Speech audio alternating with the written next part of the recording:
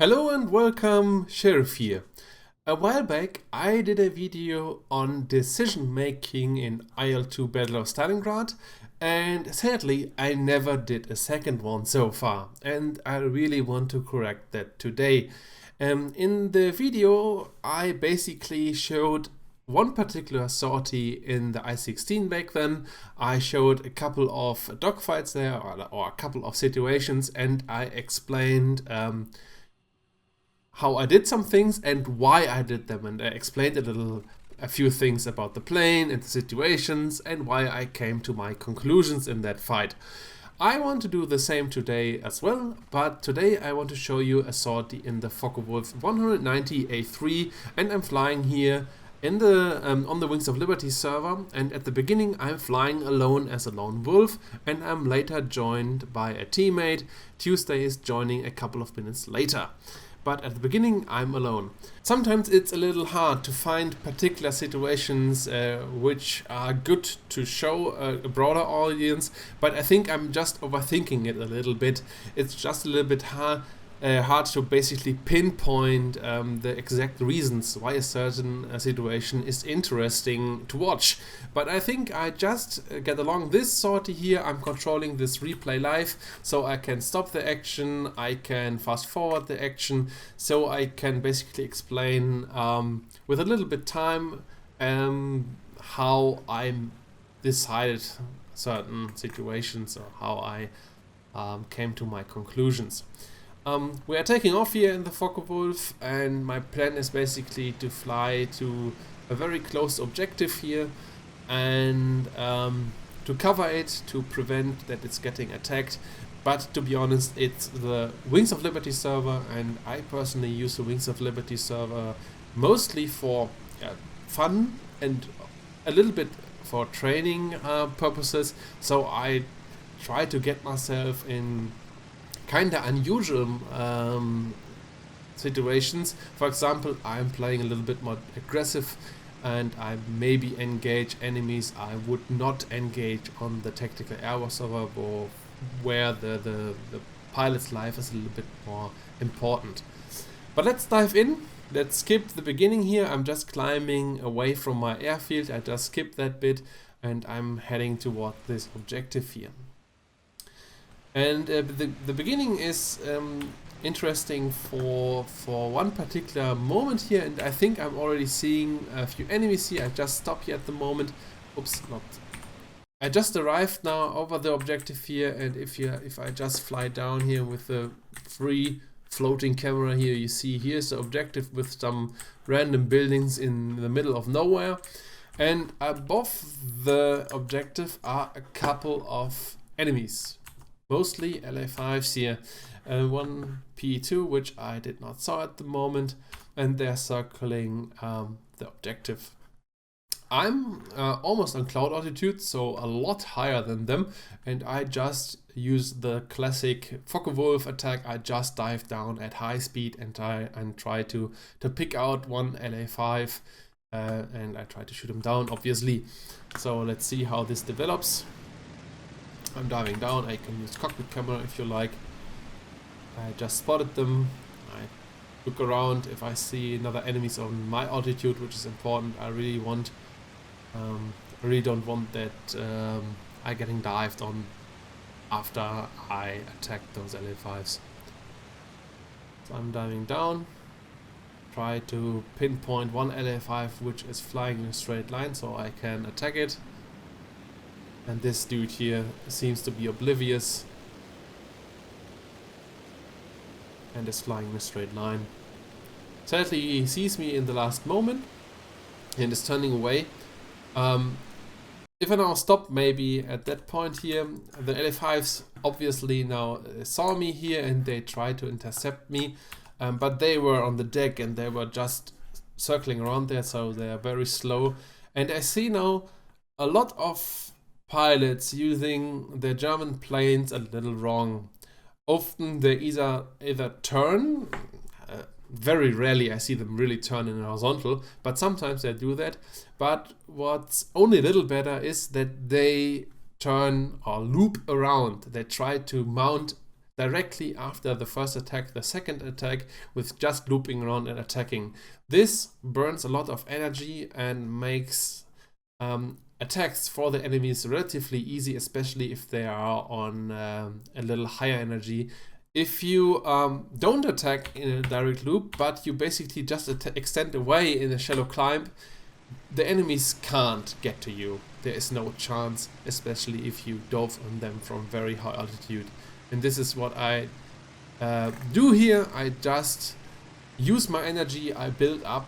I use the speed I build up in the dive, and I just use it to climb away at a very high speed. If I just look at the cockpit here, and I hope I'm looking at the speed gauge at any moment here, it should be around at least 350 or 400 kph, and with that speed the LA5s, as you can see, will not catch me. Not in this world, they have no chance.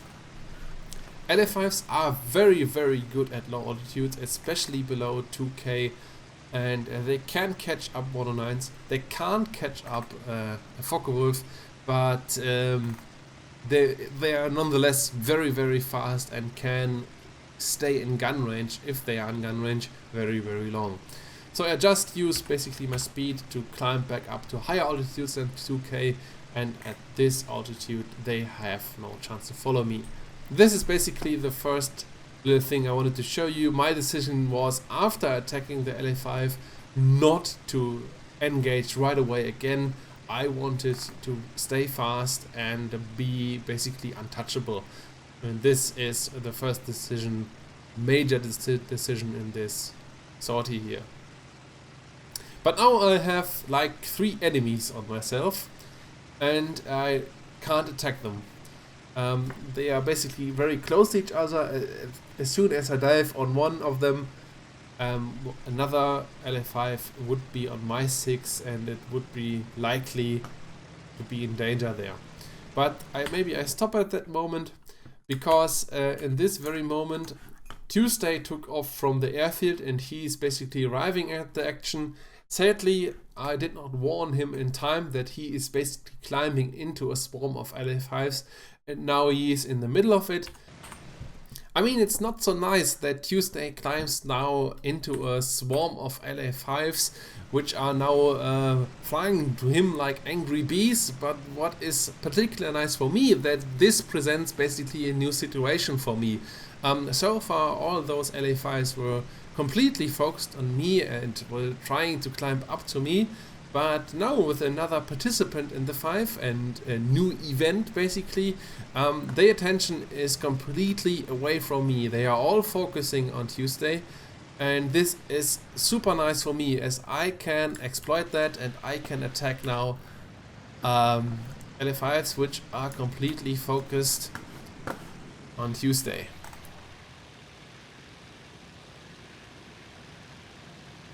And this is maybe one point I want to get across here, and is that that you can exploit unusual events. Sometimes it's just basically a fight is just in a stalemate.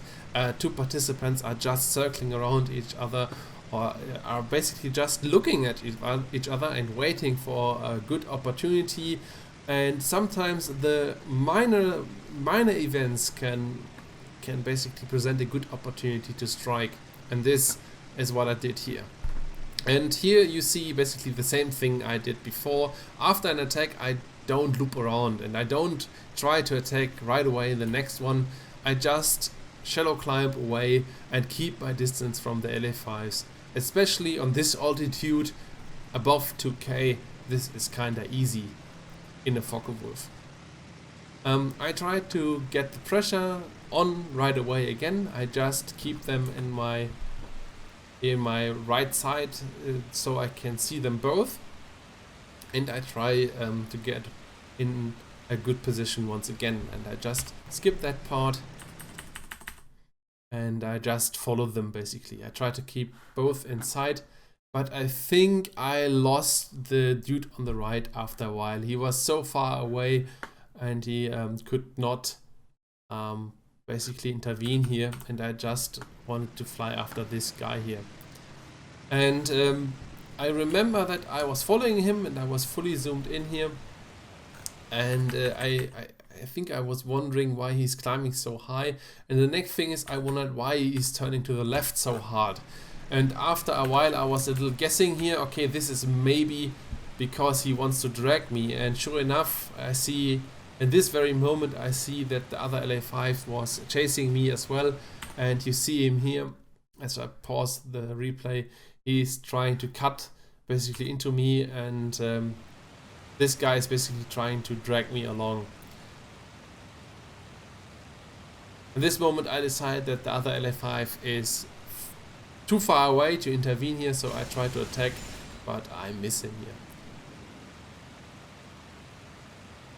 Tuesday meanwhile is, by the way, fighting with the third LA5, which was still in the fight, and he's dragging him across the deck somewhere, I guess. But at this moment I really tried my luck with fighting two LA5s at once, and I felt relatively confident as I was relatively high and I was on high speed, so I tried my luck.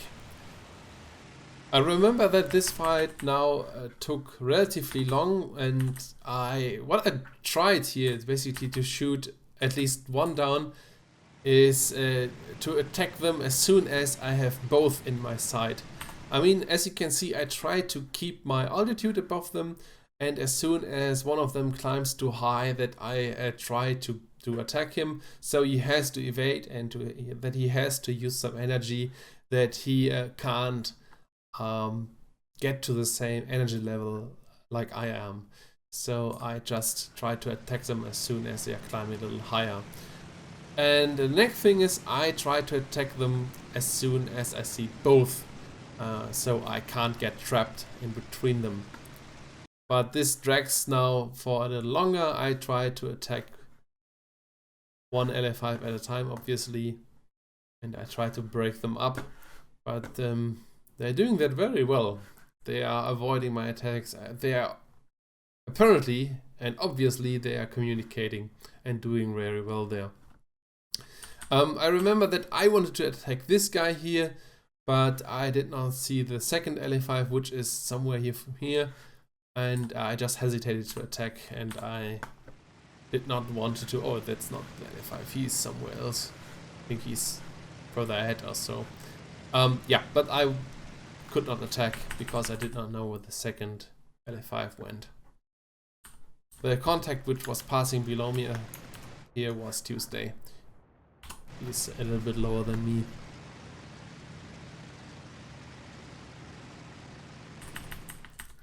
So I followed those guys a little higher, but they seem to try to try to get to the east here. And I'm pretty sure that the guy I shot down just hopped into another LA5 and is trying to rejoin with the group again, and he is coming in with more energy. I guess he tried to climb up to my altitude to be on my energy level and is trying to get me here. At least I'm somewhat sure. But for some reason, he did not see me. He saw his mate and was turning into his mate. So he basically wasted his energy in that turn, or at least is now at the same energy level like his mates. And I tried to attack one LA5 once again. I was not able to attack this guy. He was evading, and sometimes if one guy of a group is evading, I switch targets very suddenly. This sometimes surprises a flight of 2 or 3, because yeah, only one guy feels attacked, and sometimes you can surprise one of the others. But here I don't get guns on my target once again, so I have to go through and I once again try to reassess the situation. I just basically was flying through the group of LA5s and I try now to assess the situation. And at that moment I noticed that Tuesday is coming into the fight once again on a little lower altitude, and he is basically flying right through the entire swarm of the LA5s. And I, as I remember, I think I told him that at that very moment that he is basically in the middle of enemies. He's trying to get one of them, but is not able to get guns on him. And I remember that I told him that he has a 6 somewhere now here. If you see my perspective here, my canopy, my cockpit view here, I see him here, and here are enemies, and I tell him, hey, you have to dive now, otherwise you get shot by LA5s.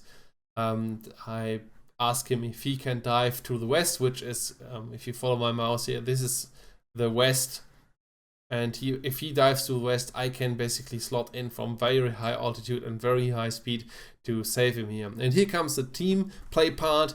Often your decisions have to be discussed very quickly in a chat if you fly with multiple people. And this is really a skill which has to be acquired, that you basically have to think about your safety, you have to think about the safety of your teammates, and you have to think about how to fly that you can help your mates. And I just say to him, hey, dive to the west, I can help you then. I'm now on very high energy state in comparison to the LA5s and to the entire situation. And I still observe it here. And I have to be sure that nobody is on my altitude and is able to intercept me. My plan at this very moment is, basically, I want to dive through the entire swarm of LA5s, and I want to dive through to the enemies which are attacking Tuesday here. This is basically the plan. I just want to push through with very high speed, so I keep my throttle very high in this moment here. And this is one very good ability of the Focke-Wulf, which can't be done by 109. So I try to attack this LA5 shortly, but I see that he is basically aborting the attack for a brief moment, and I decide just to go through to the deck and try to save Tuesday there.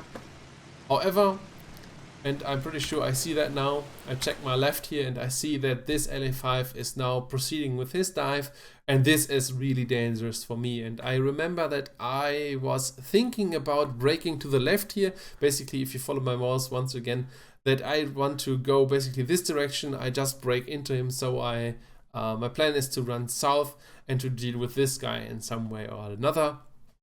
And I begin to act according to this thought. You see me braking to the left, I observe him here, he's flying below me for some reason, and then I see him braking. He's braking away, he's completely turning around. I don't know why he did that, but I guess he got a shout out by his mates which are flying in the back here, which told him that he is maybe getting attacked by me. I don't know, this is maybe the truth, we will never know. But he's breaking away, and this allows me to proceed to my original idea to save Tuesday from those LA5s. For some reason they feel completely safe, maybe by the numbers. As a reminder, we are fighting here 4 LA5s at once with 2 Focke-Wulfs, and those 2 guys are completely focused on Tuesday. And I tell him he just has to throttle up and race away while I'm dealing with at least this guy. I sneaked up until 200 meters with firing from point blank range, and then after a while, and this was a relatively easy kill then. This guy is braking to the right in front of me. At first I thought maybe I attack him right away again. I would have tried. If he would have stuck with Tuesday, I would have attacked him here. But he was braking to the right, and he is doing here a very hard turn. And as soon as I see this, I decide to go through in a straight line. I just keep my high throttle, and I just keep in a straight line. He wasted a lot of energy in this turn, and he won't be able to intercept me here. He won't be able to get guns on me. He's now 1 kilometer away, and he has to be within 600 meters at least to get into gun range, at least that he has a chance to hit me, but he is too far away. And the LA5s are fast at the deck, but they are, as I said, slower than Focke-Wulfs in all situations. You can't do that with a 109, what I'm doing here. The 109 is slower than an LA5.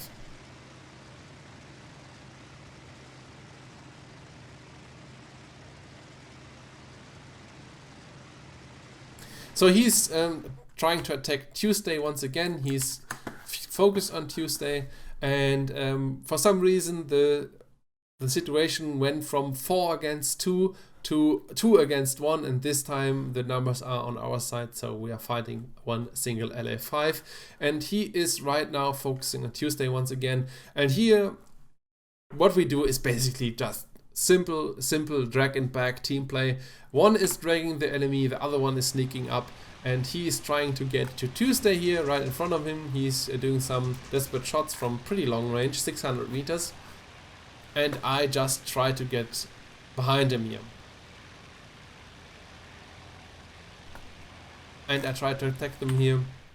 The enemy is breaking into me, is trying to get a head-on, which I try to avoid here by pulling up in time, and I just pull up and I try to make myself a small target, a hard to hit target, and he's trying to get guns on me, but he's just too slow, doesn't have the energy to reach me here.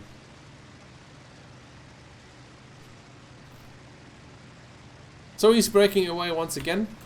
I guess he's trying to get to Tuesday once again. Yeah, he's fighting with Tuesday here. Tuesday is trying to get guns on him 2 times and is dragging him here. I'm not so sure why he now completely forgot about me. Maybe he was not seeing me, maybe he was searching for me on high altitudes, but he is, if I take a look at this pilot, he's looking at Tuesday there, apparently. So he has Tuesday inside and not me. So I have the time to sneak up